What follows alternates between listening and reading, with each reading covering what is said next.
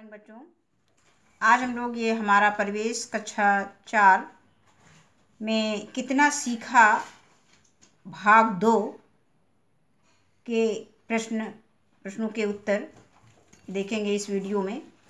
तो आइए हम लोग देखते हैं। पहला प्रश्न दिया गया है कि उदाहरण सहित स्पष्ट करें। तो इसमें थलचर, जलचर, उभयचर, जैसा कि हम लोगों ने पीछे पढ़ा भी था कि थलचर किसको बोलते हैं, जो स्थल पे रहते हैं, यानी जो ज़मीन पे रहते हैं, जो भूमि पे रहते हैं, जो भूमि पर चलते फिरते और रहते हैं, वो थलचर कहलाते हैं। और जलचर क्या होते हैं, जो जल में रहते हैं, जो जलीय जीव जंतु हैं, वो जलचर हो गए। और उभयचर क्या होता है, उभयचर में जो जल में भी रहते हैं और थल में भी रहते हैं, यानी जल और थल दोनों में रहते हैं, तो उन जीव जंतुओं को हम उभयचर कहते हैं। तो इसका उत्तर देख लेते हैं। कॉपी पे हमने लिख लिया है। तो इसमें दिया गया है कि उदाहरण सहित स्पष्ट करें। पहला दिया गया है थलचर। तो स्थल में रहने वाले जीव जंतु जैसे गाय, भैंस, बकरी, घोड़ा, हाथी, हिरन, शेर आदि। अब इसमें हमने इतना लिख दिया है, लेकिन अगर उस स्पेस के अकॉर्डिंग हम एग्जाम्पल दे सकते हैं, और भी एग्जाम्पल इसमें हम शामिल कर सकते हैं। आगे दिया गया है खाद। जलचर कौन से होते हैं, तो जल में रहने वाले जो जलीय जंतु हैं उनको हम जलचर कहते हैं। उसमें हमारा आता है बतख है, मेढक है, मछली है, मगरमच्छ है आदि। इसके बाद आता है उभयचर। तो जल और थल दोनों जगहों पर रहने वाले जंतु जैसे बतख और मेढक आदि। तो ये हो गया। इसके बाद दूसरा प्रश्न दिया गया है कि रिक्त स्थानों की पूर्ति करें। तो पहला है कि बकरी एक जंतु है। तो बकरी कहाँ रहती है, बकरी स्थल पे रहती है, बकरी भूमि पे रहती है। तो अब बकरी को हम क्या कह सकते हैं, ये एक स्थलीय जंतु है। इसके बाद आता है मछली। अब मछली सांस कैसे लेती है, मछली के गिल्स होते हैं, गलफड़े होते हैं। तो मछली गलफड़े द्वारा सांस लेती है, जिसको इंग्लिश में गिल्स बोलते हैं। पत्ती पर्ण रंध्र की सहायता से अपने सभी कार्य करती है। अब आता है पर्वतीय वृक्षों की आकृति शंक्वाकार होती है। आगे आता है शहद मधुमक्खी द्वारा बनाया जाता है। यानी शहद किससे बनाया जाता है, मधुमक्खी द्वारा बनाया जाता है। इसके बाद आता है पश्मीना। पश्मीना क्या है, हमने इसको लेसन में पहले पढ़ा था कि पश्मीना क्या है। पश्मीना बकरी है, यानी बकरी की एक नस्ल है। तो पश्मीना को हम क्या कर सकते हैं, पश्मीना बकरी की एक नस्ल है। इसके बाद आता है कि यूरिया व अमोनियम सल्फेट रासायनिक खाद के उदाहरण हैं। अब आगे अगला प्रश्न है कि प्रश्नों के उत्तर लिखिए। तो पहला आता है कि गुलाब जल कैसे बनता है। गुलाब जल कैसे बनता है, गुलाब जल गुलाब के फूलों की पंखुड़ियों से बनाया जाता है। इसके बाद यह गुलाब जल गुलाब फूलों की पंखुड़ियों यानी गुलाब के फूलों की पंखुड़ियों से बनता है, ये हम लिख सकते हैं उत्तर में। अब आगे दूसरा प्रश्न इसमें दिया गया है कि मधुमक्खी के छत्ते में कितने प्रकार की मधुमक्खियां होती हैं, उनके नाम और कार्य क्या हैं। तो इसका उत्तर है कि मधुमक्खी के छत्ते में 3 प्रकार की मधुमक्खियां होती हैं। नंबर 1 रानी मधुमक्खी होती है, और नंबर 2 श्रमिक नर मधुमक्खी, और तीसरा है श्रमिक मादा मधुमक्खी। अब इनके कार्य हमको बताने हैं। तो रानी मधुमक्खी के क्या कार्य होते हैं, रानी मधुमक्खी अंडे देने का कार्य करती है। और श्रमिक नर मधुमक्खी और श्रमिक मादा मधुमक्खी का क्या कार्य है, मोम पैदा करना, छत्ता बनाना, छत्ते की साफ सफाई करना व सुरक्षा करना, फूलों की खोज करना तथा रस एकत्रित करना, रस से शहद बनाना, अंडों की देखभाल करना। इतना काम जो है ये श्रमिक नर और मादा मधुमक्खी का होता है। इसके बाद आगे दिया गया है कि अपने मनपसंद फूल का चित्र बनाकर उसमें रंग भरें। तो बच्चों ये आपको अपनी मनपसंद से गुलाब का फूल, कमल का फूल, गेंदा का फूल, गुड़हल का फूल, जो भी फूल आपको, कनेर का फूल, जो भी आपको फूल अच्छा लगे वो फूल अपनी कॉपी में इसको बना करके और अच्छे से कलर कर सकते हैं। ये आपके ऊपर डिपेंड करता है। अब आगे देखते हैं। अगला प्रश्न दिया गया है कि अगला है कारण बताइए। जड़ पौधे की नींव क्यों, जड़ पौधे को मिट्टी के अंदर मजबूती से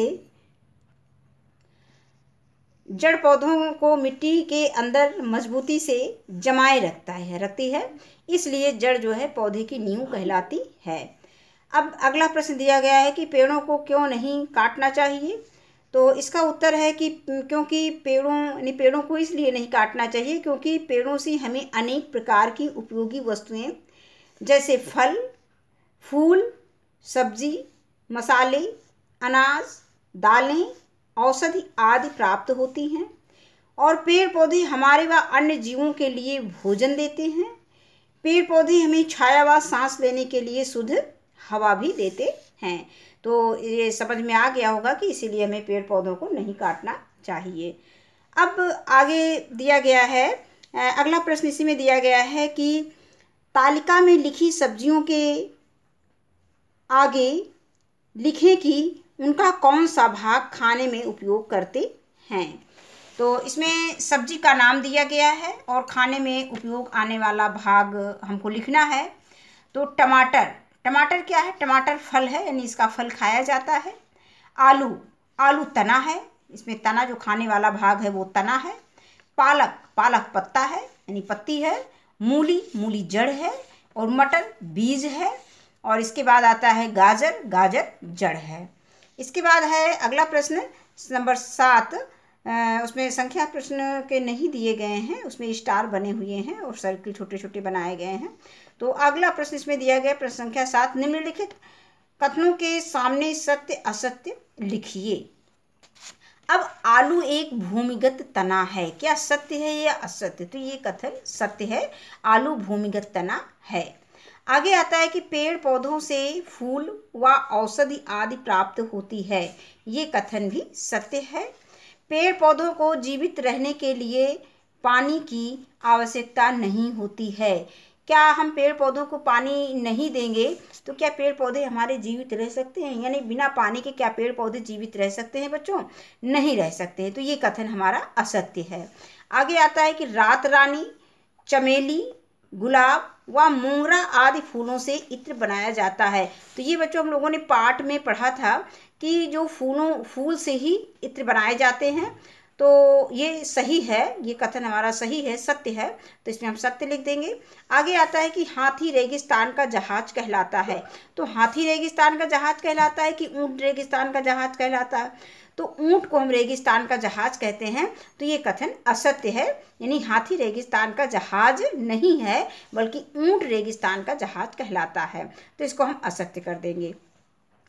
इसके बाद अगला प्रश्न है कि सही विकल्प के सामने बने वृत्त को काला करना है, काला करें। अब जो विकल्प इसमें सही है उसके सामने हम काला करेंगे। जैसे पत्तियां सूर्य के प्रकाश में भोजन बनाती हैं, तो कैसे बनाती है? नंबर का दिया गया है कार्बन डाइऑक्साइड, नंबर खा पानी से, नंबर गा क्लोरोफिल कार्बन डाइऑक्साइड व पानी से, और नंबर घा है क्लोरोफिल से। तो पत्तियां जो है क्लोरोफिल कार्बन डाइऑक्साइड व पानी से भोजन बनाती हैं। तो इसमें कौन सा ऑप्शन? गा ऑप्शन सही हो जाएगा। तो गा ऑप्शन पे हम सही, गा ऑप्शन के आगे जो हमारा सर्किल बना हुआ है उसमें हम गोला को काला कर देंगे। अब इसके आगे है कि पुष्प में पाए जाते हैं। पुष्प में क्या पाए जाते हैं? नंबर आ पुष्प वाह्यदल, नंबर खा स्त्री केसर व पुंकेसर, और नंबर गा दल है, और नंबर घा ये सभी। तो पुष्प में पाए जाते हैं स्त्री केसर व पुंकेसर। हाँ, ये बच्चों इसमें जो प्रश्न का उत्तर है ये गलत, इसमें निशान लग गया है। इसमें ये सभी आएंगे, यानी कि पुष्प में पाए जाते हैं वाह्यदल, स्त्री केसर और पुंकेसर दल, यानी ये सारे तीनों पार्ट पाए जाते हैं। तो इसमें ये सभी पे आपको काला करना है, बल्कि इस पे नहीं करना है। ये गलती से इसमें हो गया था। अब आगे आता है कि रानी मधुमक्खी का कार्य है।